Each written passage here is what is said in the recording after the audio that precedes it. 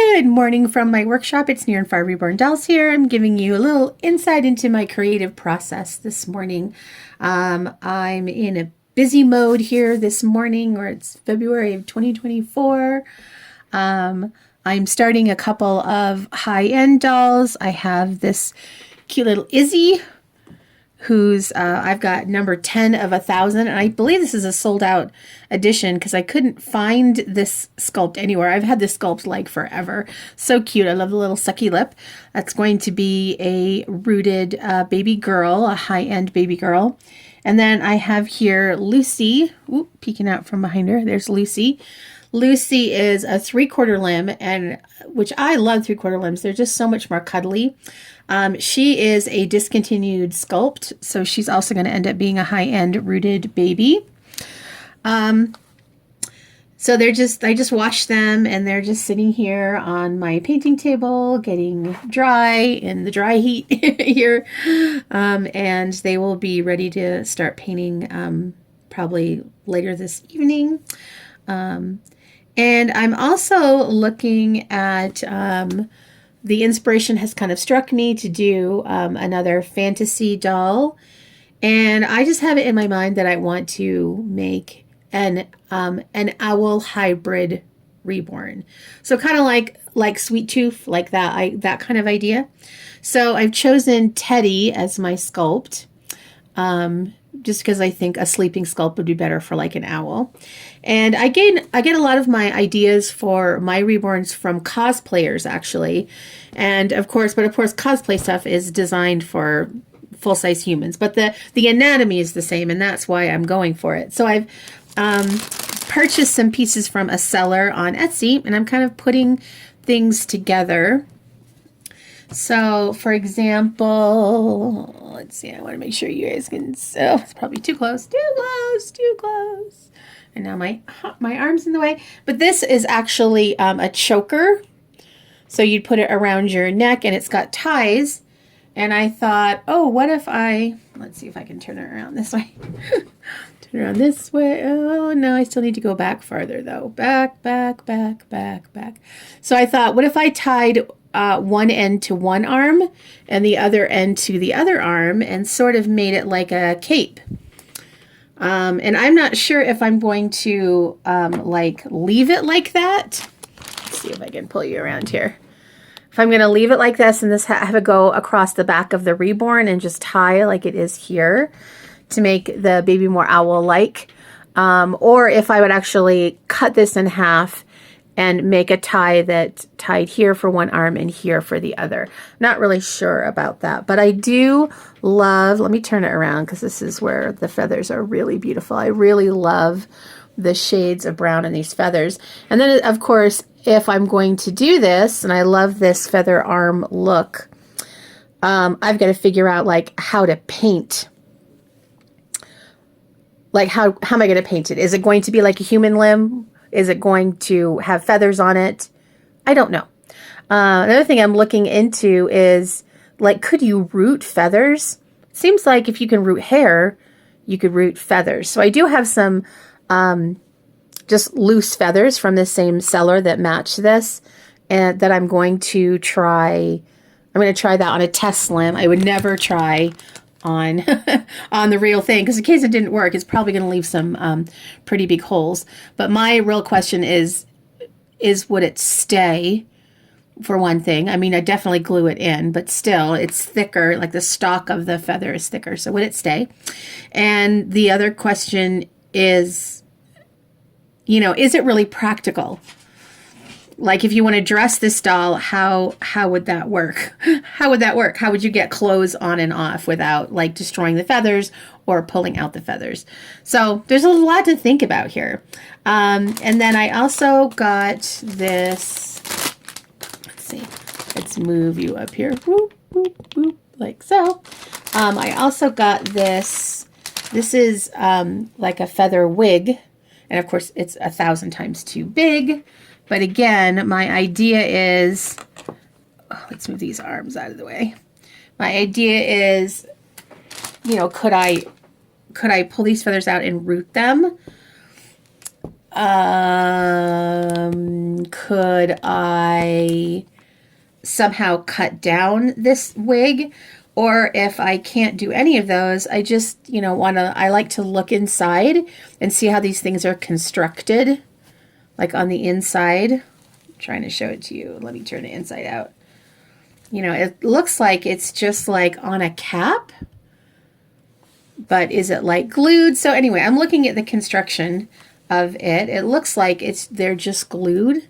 So if it's just a cap that's glued on, could I do something similar? So here we go. Here's Teddy, looking like Cousin It. But I do love these feathers. So I'm trying to think of how this could get cut down, or anyway. That's the fun, I think, of making the fantasy dolls. I don't do many of them. And I do think that it's kind of sad that alternative reborn dolls, and I understand that it's kind of a niche, but to me, a fantasy doll or an alternative doll takes so much more time and effort than a typical reborn. So the typical reborn, I have a process that pretty much I follow. And yes, it's going to vary a little bit. You can see the colors of the vinyl are very different for these two dolls. So there'll be some neutralizing stuff and stuff like that going on. But it's basically like, it's a process that I go through. It's the same. The layers are the same. They're in the same order. And yes, the challenge is to make that great realism. But to me, the alternative dolls are the most unique because they truly are one of a kind. And even if someone saw an alternative that I'd made and said, oh, can I have one like it? It's going to be like it, but it's not going to be the same. And again, the process of planning and executing is just way, way different. Like I've bought all these things and I may end up destroying every single one of them and having to remake it. And that's a lot of time and money. So I don't think sometimes the alternatives get the love that they need to in terms of the artistry. And one of the reasons why, and I'm going to say something here that's really controversial, so I hope my fellow alternative artists don't kill me on this one. But I sometimes think that some people think that to make an alternative doll, I can just slap paint on willy-nilly and make it like a really rough looking, very what I call arts and crafts looking. It looks like a child's craft project. And then we think, oh, well, I can sell it as an alternative because, yeah, the standards for alternatives are so low. And I really would encourage my fellow alternative artists to really be thinking about how we can raise our artistry. And I'm not saying that's for everybody. We definitely have people who are making alternative dolls, people like Bean from Twisted Beanstalk Nursery. We have, St. Cloud Nursery. We have Lacey Moulton. There are people who are not doing the artsy craftsy approach, who are doing beautiful blends. And I don't know how to say it other than it's realistic, even though it's an alternative doll, right? It's not sloppily painted. It's not roughly painted. It's got beautiful blended skin tones. There are definitely people who are doing that, but I think those are the exception rather than the rule. And I think that's one reason. Oh, Gina Gabriel's another one. So I think that people think we can get away with that with alternatives where that's definitely not the case with the realistic reborns. If you kind of slapped paint on like a typical reborn that way, they'd never ever sell. So it's frustrating because I kind of understand where they're coming from because, again, the alternatives, not only do they not sell very well, but they don't sell for as much as the typical dolls. So I don't know where I'm going this today. I'm just talking because I'm in my creative era right now. But yeah, what are your thoughts about alternative dolls? Do you feel like in general, alternative artists are as good as the realistic artists? Do you think there's some room for improvement there? Why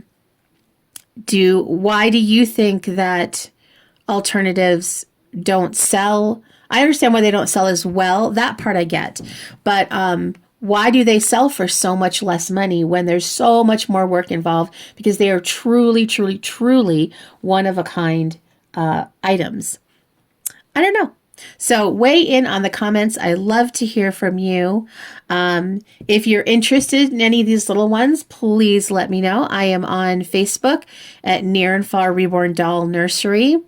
Also on reborns.com by the same name, Near and Far Reborn Doll Nursery. That will give you more examples of my work and my level of artistry. Generally, my dolls range in price from $200 to $500, depending on the options that you choose, since this is a customized product. So, like my higher end dolls are going to be between $400 and $500. My inexpensive sculpts with painted hair, they're more in the $250 to $250 to $300 range. And then we've got some stuff in between. But I also want to be part of the Reborn Doll community. I want to have some frank but kind discussions about our hobby that we all love so much. So if you're going to be commenting, please be kind in the comments and be understanding, especially people who love the alternative dolls. There's a huge range. Like there's everything from me. I tend to be like, I call it a happy alternative artist. So I'm doing the fairies and I'm doing the, animal human hybrids and that kind of stuff. I'm doing the strawberry shortcake and things like that, the happy stuff. And then we have all the way to the goth and the horror. So there's a huge range. So we really need to be kind to each other when we're talking about our alternatives. The horror people need to be kind to the fluffy fantasy people, and the fluffy fantasy people need to be kind to the gothic horror people. Because it's all the same category, really, of alternative dolls. All right, so have a wonderful day, TTFN. Ta-ta for now.